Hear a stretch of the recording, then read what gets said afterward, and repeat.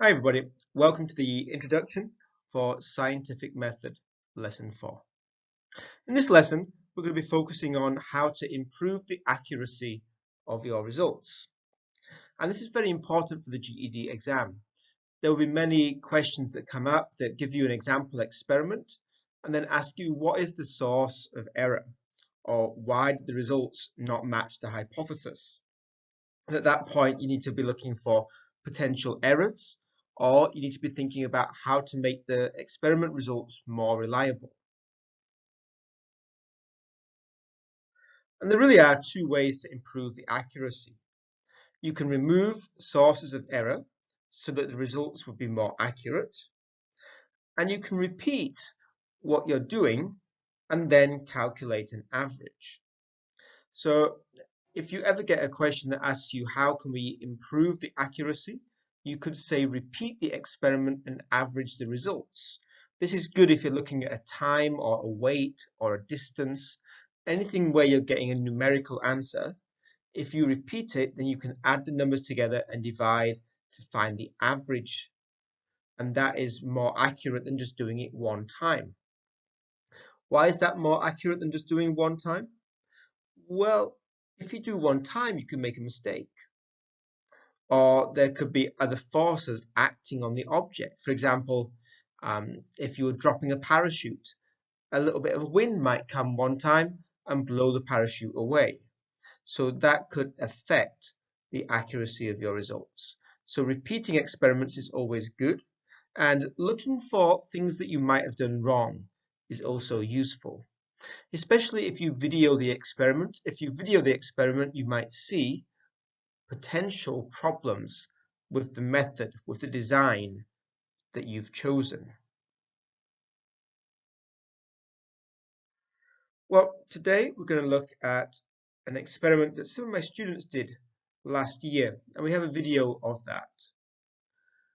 The question that they started to ask was, how does the height affect the energy of a moving object?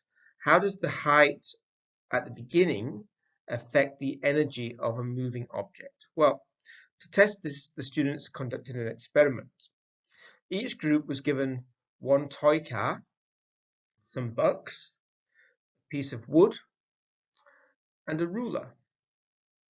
And the idea in this experiment is that the bucks are used to create different heights. So 1 buck height, 2 buck height, 3 buck height.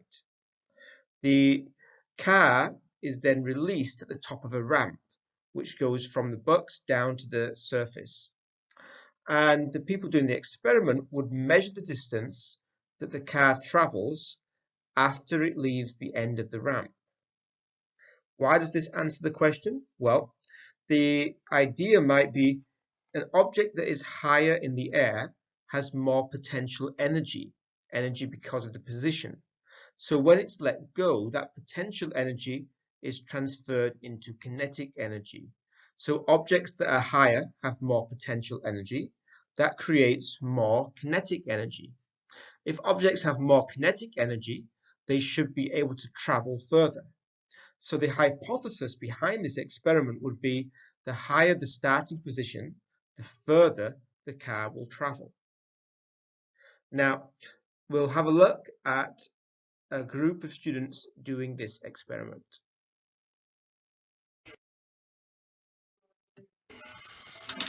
And for the result of our experiment, and in the result, we did 3 rounds for each position.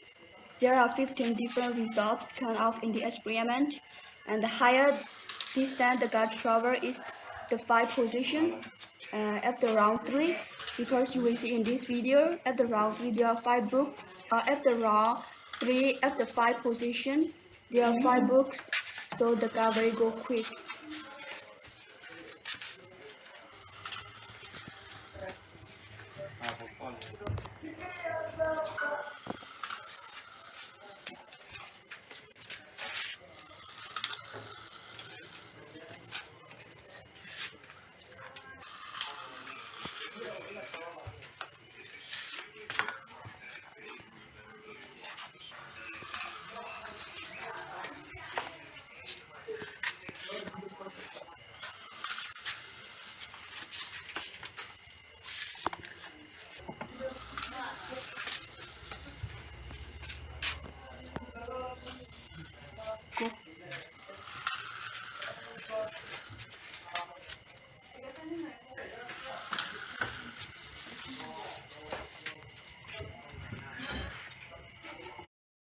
So now that you've seen the experiment for yourself, what possible sources of error do you think there were? Pause the recording for a few moments and write down any possible problems that you could see with that experiment.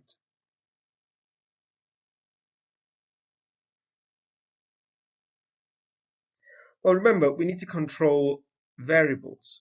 So we have the height of the car at the beginning. That's one variable. The distance the car travels is another variable. But how about the thickness of the bucks? If we used a thick buck and a thin buck, that wouldn't be good. We should be using the same bucks so that each time the height increases by the same amount. And how about when we let the car go? Sometimes our hand might push forward a little bit, so we give the car extra energy. Other times we might not, so the car would not have extra energy.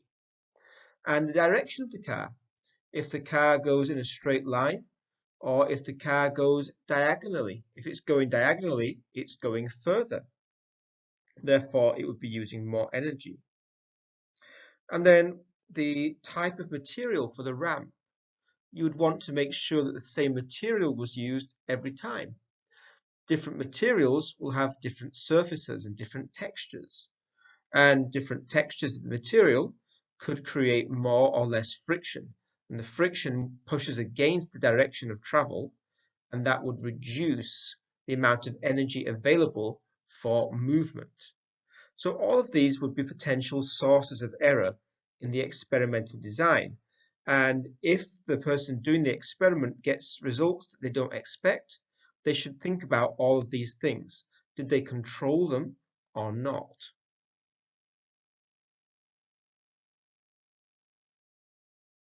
Now, how did the students try to increase the accuracy?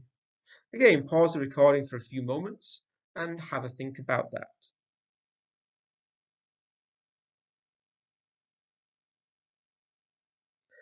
Well, if you think back to the video, the students were testing 5 different heights. But at each of those different heights, they repeated the experiment 3 times.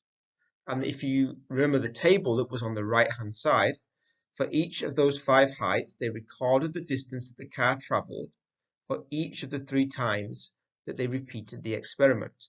By repeating the experiment, they could calculate an average, and that would be very important for getting a more accurate result.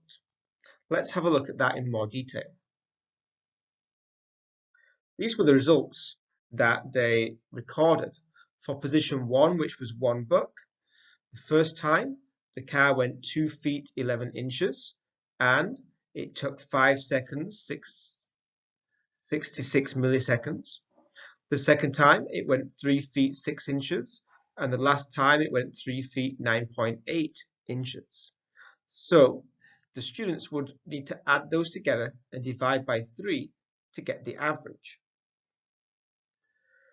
There is a question though. These two, 3'6", 3'9", are quite similar. The first time, 2 feet 11, is half a foot different. And when we're dealing with these small numbers, that's 1/6 difference. So possibly there was an error. Possibly they did something different that first time. So you might want to delete that result and only average these 2 results that are quite similar. And then for position 2, 3 feet 8 inch, 3 feet 4.8 inch, 3 feet 9.9 inch. So there's only about 5 inches different between the biggest and the smallest. On this one, there were 11 inches difference. So these are all very similar, so you could add these together and divide by 3. And then again on position 3, 4 feet 3.10 inch, 4 feet 4.3 inch, 4 feet 4.5 inch. These are all very close together, so they could just add these and divide by 3. So what you need to look at when you are repeating experiments, if you have an outlier, if you have one result that is very different to everything else, you have to think, why is that different? You don't just forget about it. You can remove it before you calculate the average, but you do have to try and give a reason. Why would this one be so different? So that's where these two ideas from today's lesson come together. By repeating an experiment, you get a more accurate result because you have more chances to do the experiment without an error, and you can average to get a more accurate number. However, you can also see if you have an outlier, something that's very different to everything else, and then you can look for sources of error in the investigation. I think possibly for this one, they didn't start the timer straight away, or they held the truck back a little bit before it began, and that affected the distance that the truck traveled. So this is called an outlier. And that just means very different from all of the other results. Well, that's the end of this introduction. Today we are looking at accuracy of the results, and we improve the accuracy by removing errors in the design of the experiment and by repeating the experiment and calculating an average. There's a quiz on Moodle for you to have a go at, and then the answers will be posted later.